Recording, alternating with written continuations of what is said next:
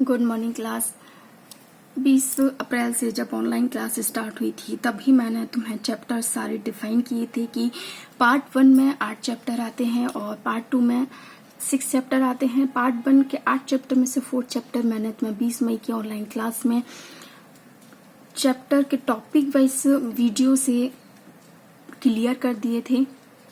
अब पार्ट 2 के जो 6 चैप्टर में है उसमें जो है पहला चैप्टर 9 आता है पार्ट 2 में, तो उसका नाम किरण प्रकाशिकी एवं प्रकाशिकी यंत्र। स्टार्ट करते हैं।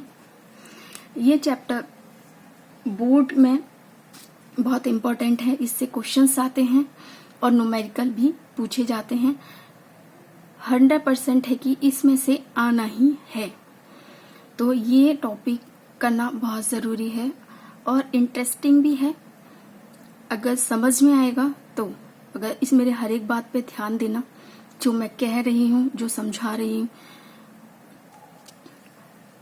तो हम स्टार्ट करते हैं। किरण प्रकाशिकी, तो इसके किरण बाद में डिफाइन करूंगी, उससे पहले मैं प्रकाशिकी को डिफाइन करती हूँ। प्रकाशिकी, प्रकाशिकी के नाम से ही ये समझ में आता है कि इसका है प्रकाश का अध्ययन, यानी कि प्रकाश तथा इससे संबंधित, यानी कि प्रकाश से संबंधित जितनी भी घटनाओं का अध्ययन भौतिक विज्ञान की जिस शाखा में किया जाता है उसे प्रकाशिकी कहते हैं। क्लियर है? प्रकाशिकी जो है वो 2 में डिवाइड था, तरंग प्रकाशिकी और किरण प्रकाशिकी। तो हमारे पहले सिलेबस कुछ अलग था, अब एनसीईआरटी में सिलेबस बहुत कम रह गया है, तो अब हम इसमें किरण प्रकाशिकी एवं प्रकाशिकी यंत्र ही पढ़ेंगे। तो किरण प्रकाशिकी में पहले प्रकाश को पढ़ते हैं। 9th 10th में तुमने इसकी डेफिनेशन पढ़ी होगी कि प्रकाश एक ऊर्जा है जिससे हम वस्तुओं को लाइट के थ्रू देख सकते हैं। सिंपल सी डेफिनेशन थी, बट आप जैसे जैसे आगे बढ़ते चलेंगे डेफिनेशन में चेंजेस आते हैं, उसकी जो टर्म्स हैं वो बदल जाती हैं। तो यहाँ पर प्रकाश की डेफिनेशन प्रकाश ऊर्जा का एक रूप है जो विद्युत चुंबकीय तरंगों इलेक्ट्रोमैग्नेटिक वेव्स के रूप में संचरित होती हैं। प्रकाश स्वयं नहीं दिखता है बल्कि आंखों की रेटिना को संवेदित करते हुए वस्तुएं दिखाता है। रेटिना हाई स्कूल में वर्ड्स सुना ही होगा। अब यहाँ पे एक वर्ड्स आता है विद्युत चुंबकीय तरंगे। ठीक है, पहले मैं इसको क्लियर करूंगी। मैं कुछ बताती हूँ कि किरणें वर्ड्स तुमने सुना होगा। किरण, एक्स किरण, माइक्रोवेव, रेडियोवेव, गामा। तुम एक्स रेज तुमने डॉक्टर्स के पास जाते हो तब सुना होगा कि फ्रैक्चर हो गया है, डॉक्टर्स मशीन से एक्स रे किरणें निकालते हैं जिससे कि वो पिक खिंच जाती है। ऐसे ही माइक्रोवेव जिसमें हम खाना गर्म करते हैं, रेडियोवेव रेडियो सुनते हैं, गामा अल्ट्रावायलेट रेज, परावैंगनी, ये सारी जितनी भी किरणें हैं इन जिस समूह में आती हैं, इन सबका जो समूह है उसको विद्युत चुंबकीय तरंगे कहते हैं। विद्युत चुंबकीय तरंगों के अंदर ही हमारा प्रकाश आता है, ठीक है, जिसे हम दृश्य तरंगे भी कहते हैं। दृश्य तरंगे हाई स्कूल में पढ़ा होगा, ये 7 रंग होते हैं, विवग्योर इंद्रधनुष के रंग का। मैं और उससे ज्यादा डीप नहीं जाऊंगी क्योंकि वो हाई स्कूल में बेस था, जहां जरूरत है मैंने जितना स्टार्ट था वो कर दिया है। अब आता है प्रकाश संचरण के लिए माध्यम की आवश्यकता नहीं होती, परंतु प्रकाश का वेग माध्यम पर निर्भर करता है। अब इस बात को मैं तुम्हें समझाती हूँ कि प्रकाश संचरण के लिए माध्यम की आवश्यकता नहीं होती है।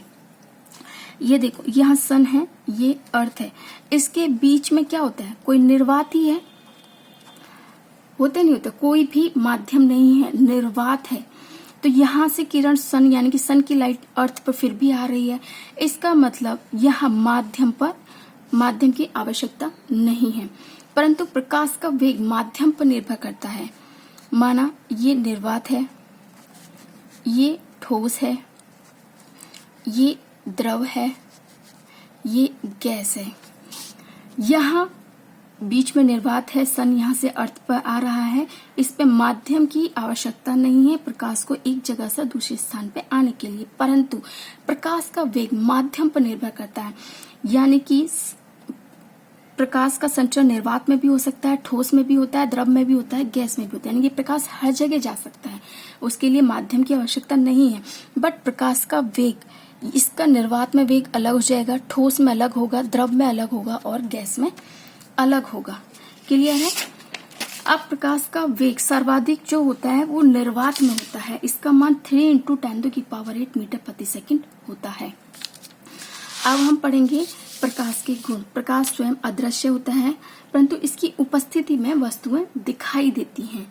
ठीक है। साधारणतः प्रकाश सीधी रेखा में गमन करता है। माना कि एक कमरा है, उसमें ये एक मोमबत्ती जल रही है, उस कमरे में कहीं एक दीवार पे एक छेद है, तो यहाँ ऐसे प्रकाश उस कमरे में फैला, तो प्रकाश को जब हमने देखा तो प्रकाश से छेद से एक सीधी रेखा में गमन करता है। ठीक है। अब उसके बाद चमकदार पृष्ठों से प्रकाश परावर्तित हो जाता है। ये एक मान लो पृष्ठ है, यहाँ पर इसे पॉलिश कर दिया जाता है, ये जो ऊपर वाला जो हिस्सा है ये चमकदार कहलाया जाता है, इससे प्रकाश परावर्तित हो जाता है। अभी मैं जो आगे अच्छे से एक्सप्लेन करूंगी जो इसके गुण हैं, इसलिए मैं इसे बता रही हूँ। प्रकाश जब एक माध्यम से दूसरे माध्यम प्रवेश करता है तो वह अपने मार्ग से विचलित होता है। इस पॉइंट को मैं आगे एक्सप्लेन करूंगी, उससे पहले कुछ और बता देती हूँ। प्रकाश एक कोई सरल रेखीय पथ को हम किरण कहते हैं। यहाँ किरण एक वर्ड यूज हुआ था, किरण, यानी कि अगर ये प्रकाश ऐसे चल रहा है तो ये एक सरल रेखीय पथ पर जो चल रहा है इसको हम किरण कहते हैं। ऐसे बहुत सारी किरणें हैं, इस किरणों के समूहों को हम किरण पुंज कहते हैं। क्लियर हो गया?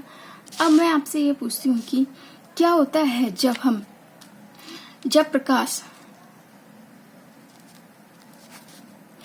एक माध्यम से, ठीक है, एक माध्यम, मान लो ये माध्यम पहला है, दूसरे माध्यम में प्रवेश करता है तो क्या होता है? ये मान लो माध्यम 2 है, यानी कि माध्यम मीडियम 1, मीडियम 2, तो क्या होता है? तो जब प्रकाश एक माध्यम से दूसरे माध्यम में जाता है तो इसमें 3 घटना हो सकती हैं। वो अब मैं तुम्हें एक्सप्लेन करूंगी कैसे है। ये माध्यम 1 कर लिया, ये माध्यम 2 हो गया, ये एक मैंने पृथक्कारी पृष्ठ बना दिया। ठीक है।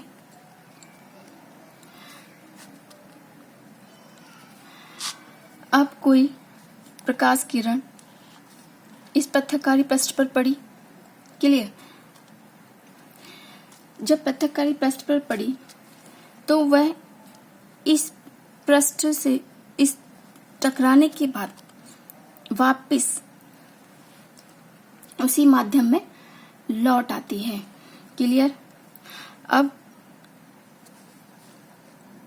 पहला, प्रकाश पुनः उसी माध्यम में लौट आए।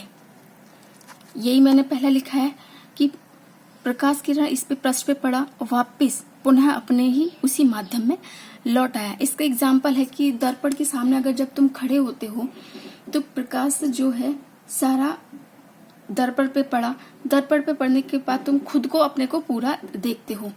क्लियर है? उसका प्रतिबिंब तुम्हें पूरा दिखता है। अब दूसरा है कि प्रकाश जब यहाँ से चला अपने पथ से वो विचलित हो जाता है। ये क्लियर है? यानी कि दूसरे माध्यम में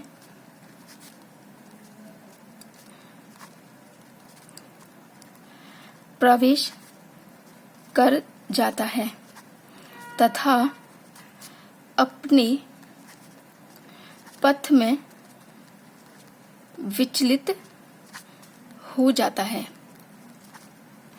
इसका एग्जाम्पल है कि पानी भरे आधे वाले ग्लास में अगर तुम पेंसिल या पेन या चम्मच कुछ भी डाल के अगर उसको देखते हो बाहर से तो वो तुम्हें मुड़ा हुआ दिखाई देगा। ठीक है? घर का एग्जाम्पल है, करके देखोगे तभी फिजिक्स अच्छे से समझ आती है जब तुम खुद करते हो। तो ये करके देखना, तुम्हें पता चल जाएगा। अब आता है तीसरा, ये पृथक्कारी पृष्ठ पर प्रकाश का अवशोषण।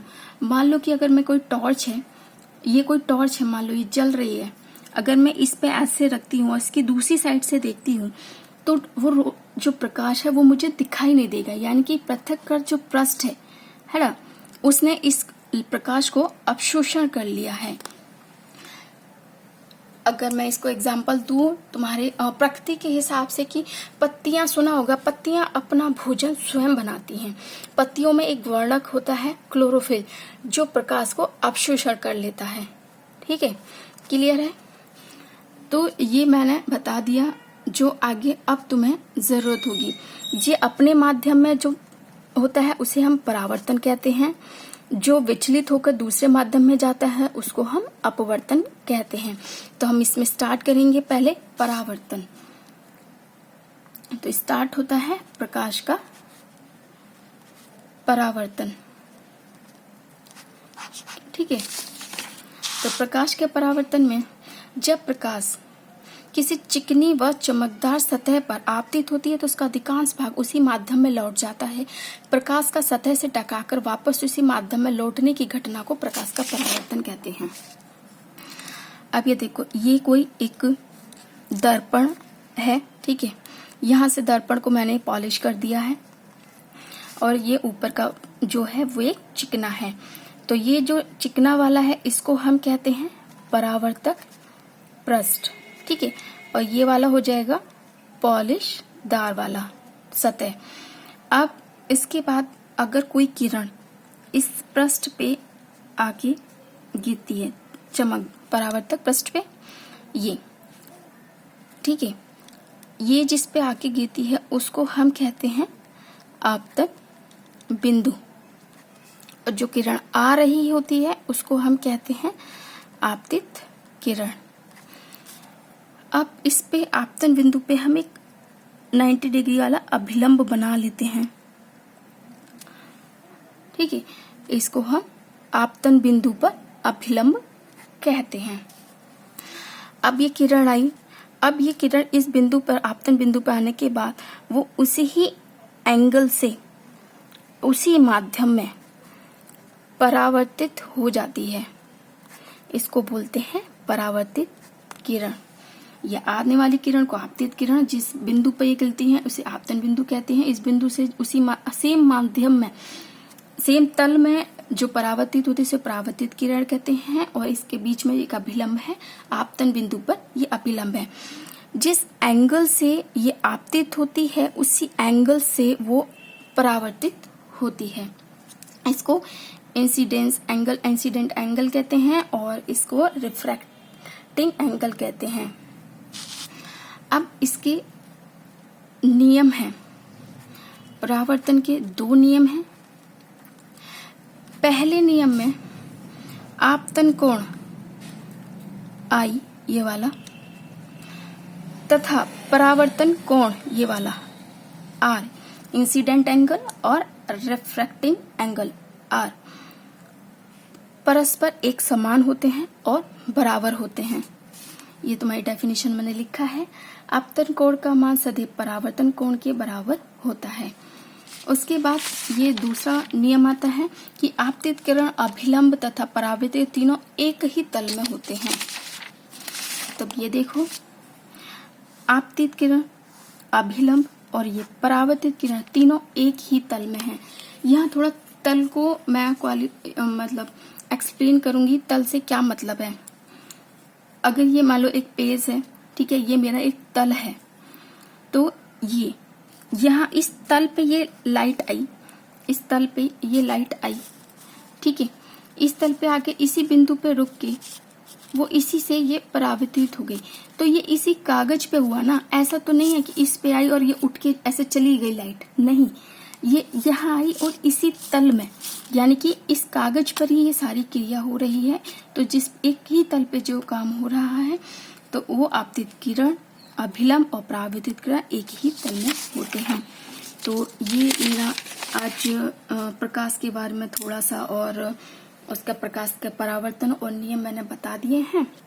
उसके बाद नेक्स्ट फिर स्टार्ट करते हैं इसके आगे का।